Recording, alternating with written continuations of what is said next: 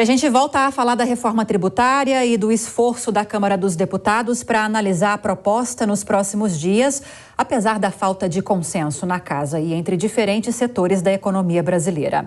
Sobre esse tema, então, vamos conversar agora com o deputado federal Mauro Benevides Filho, do PDT do Ceará, que é integrante do grupo de trabalho da reforma. Deputado, bem-vindo ao Jornal Jovem Pan. Boa noite ao senhor.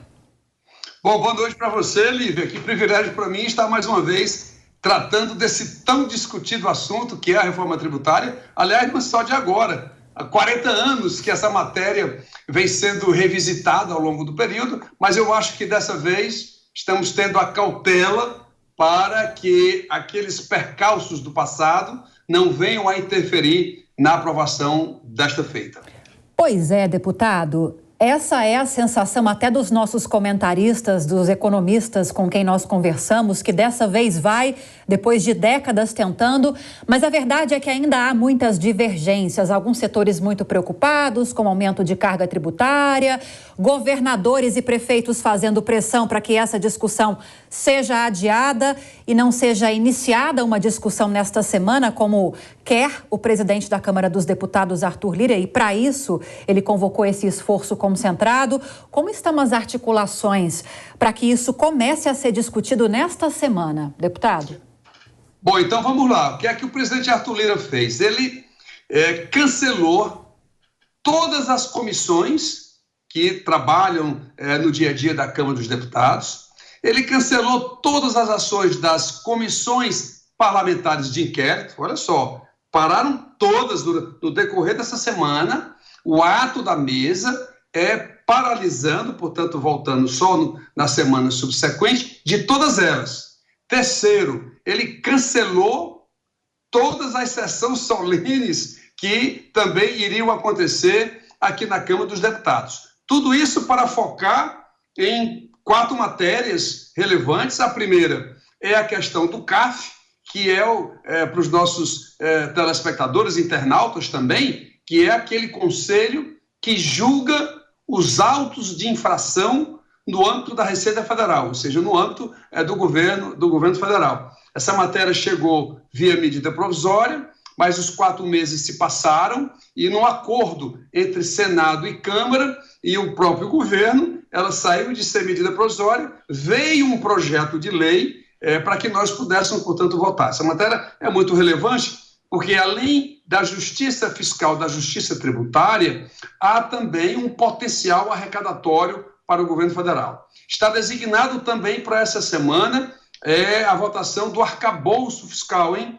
Nós votamos na Câmara, foi para o Senado fez algumas alterações, 4 delas, portanto, quando há alteração na outra casa, é imperativo que essa matéria retorne à casa de origem, no caso a Câmara dos Deputados, foi para o Senado, volta para a Câmara dos Deputados, e nós vamos, portanto, adentrar nessas 4 alterações que foram processadas pelo Senado Federal. Terceira, tem a questão do projeto do Ministério da Educação, do ministro Camilo, do que diz respeito à questão do ensino integral, né, em todo o território brasileiro. E tem exatamente a matéria tão esperada, né, pelos brasileiros, pelos empresários, que estão muito cansados da complexidade do sistema tributário brasileiro. E eu sempre tenho a oportunidade, Lívia, de dizer que aqui no Brasil, tributo é assim, regido pela Constituição, por leis complementares,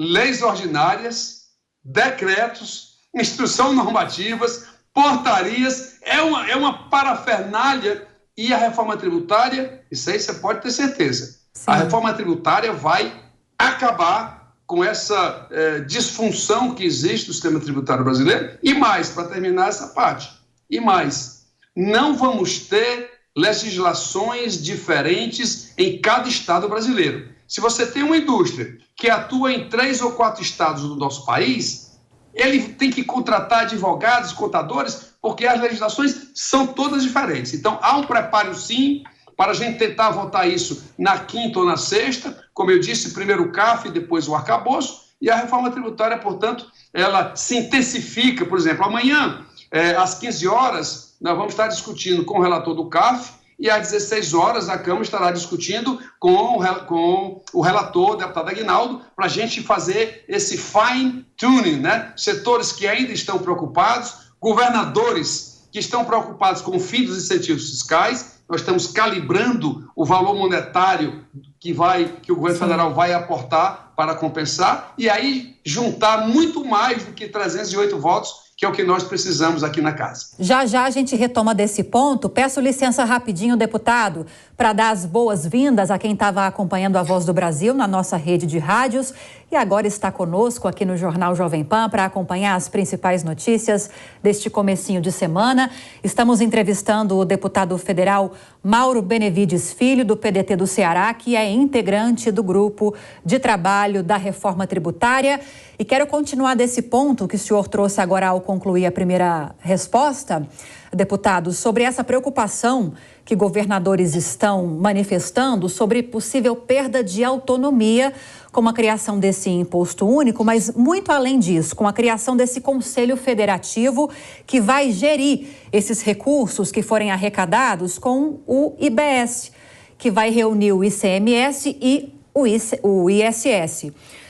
Vai haver uma perda de autonomia no fim das contas ou não? Qual que é a visão do senhor a respeito disso? Faz sentido essa preocupação? Nós tomamos duas medidas relevantes para atenuar essa preocupação. A primeira delas é que nós tínhamos um IVA único. Ao ter um IVA único, isso significa que esse Conselho Federativo ia ter a União, os estados e os municípios. Os estados maiores estavam preocupados que eles não queriam ficar dependentes do governo federal. Eles sempre interpretam que o governo federal sempre vai ter artimanhas para poder, vamos dizer assim, escamotear todo esse processo de arrecadação. O que é que nós fizemos nessa primeira etapa? Nós criamos um IVA dual, ou seja, um IVA para o governo federal, um IVA para estados e municípios. Nesse sentido, esse Conselho Federativo não mais terá a União dentro desse processo de avaliação, de identificação de problemas do IVA em todo o território brasileiro e assim por diante. Será um conselho paritário, somente de estados e municípios. Então, isso foi um ganho. Aqui e acolá, eu ainda, como membro do grupo, ainda estou ouvindo, né, alguns estados, São Paulo, inclusive, o governador Tarcísio, nós estivemos com ele aqui na reunião que foi feita de todos os governadores na residência oficial do presidente Arthur Lira. Lá foi externado essa divisão. Já melhorou muito o processo, mas eu acredito que, participando estados e municípios, esse temor seja integralmente resolvido e não pode dar sequência àquela fala que o grande governador de Goiás, governador Caiado, a quem eu tenho uma maior deferência, até porque já tive com ele várias vezes, de que ele vai receber mesadas, né, desse Conselho Federativo. Não existe isso. O Conselho é como se fosse um banco. Hoje, quando você paga o tributo, ele não vai para o Estado diretamente. Ele vai para o banco organiza em 2 ou 3 dias e, subsequentemente, ele repassa isso para o seu Estado. O Super Simples hoje, isso é importante, Lívia. O Super Simples hoje, quando a microempresa paga no Super Simples, o SERPRO já processa isso automaticamente, tem que ir para lá, e aí automaticamente o sistema repassa o dinheiro que é da União, o que é do Estado ou do que é do município. Portanto, até tecnologicamente, esse início de arcabouço de TI, ou seja, de tecnologia da informação, ele está devidamente organizado, vamos dizer assim. Portanto, eu compreendo essa preocupação, mas eu acho que os 2 avanços, né, que foram gerados com esses 2, IVA dual e, portanto, o Conselho Paritário, isso dá tranquilidade aos estados e aos municípios também, porque os municípios estavam achando que os estados iam abocanhar a receita deles. Isso não vai acontecer na medida que a gente assegurou essa paridade. Isso também arrefeceu a preocupação dos municípios. A preocupação hoje dos municípios, sobretudo os de capital, é se o percentual de 2% do total do bolo, somado às transferências do governo federal e do Estado, se mantém a arrecadação deles. Isso está comprovado, mas se necessário for, eu vou dizer isso de primeira mão, tá? de primeira mão, se necessário for, fazer algum calibramento para 2,2, 2,3, só para dar segurança em algum estudo que eles possam ter, mas até hoje não apresentado, eu não tenho dúvida que o relator, deputado Aguinaldo, estará pronto e todo o grupo estaremos votando para apresentar ao plenário da Câmara dos Deputados que essa matéria ela não vai mais para a comissão. Ela agora vai direto para o plenário, daí a disposição do presidente Arthur de ter essa eu não diria certeza, mas ele está muito animado que a gente possa votar essa matéria. Se não votar até sexta-feira, vota segunda ou vota terça, porque a Câmara agora vai funcionar de segunda a sexta. Não é só mais segunda comissões, terça, quarta e quinta em plenário. Vai ser semana inteira funcionando na sua plenitude. Agora, deputado, rapidinho, porque o nosso tempo acabou, mas é uma pergunta muito importante. A gente precisa esclarecer a nossa audiência.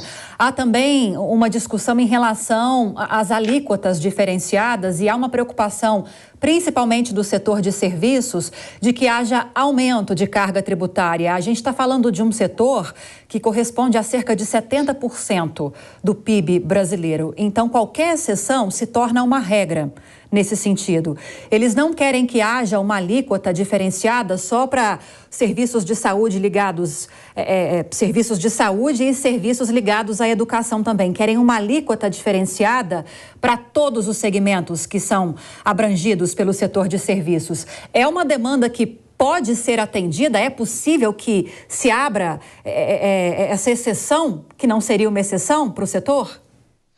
Bom, quando nós passamos quase 3 meses recebendo todos os segmentos, explanando para todos nós o que seriam as dificuldades com a reforma, o que nós identificamos nesse momento e que foi produzido esse texto constitucional foram esses setores que você acaba de falar: educação, saúde, transporte coletivo, o próprio agronegócio, a construção civil, tudo isso com tratamentos específicos que demonstram a preocupação da Câmara dos Deputados em não providenciar aumento de carga tributária. Nós não vamos permitir aumento de carga tributária como um todo. Hoje, a carga tributária brasileira é 32%. Esse setor de serviço nós vamos receber amanhã, inclusive dando especificidade, Lívia, também de primeira mão, o setor de turismo, tá? Em todo o território brasileiro, nós estamos com uma preocupação em relação a eles. Nós vamos receber, deputado Aguinaldo, eu e mais 2 deputados, vamos receber esses 2 segmentos e ver até onde,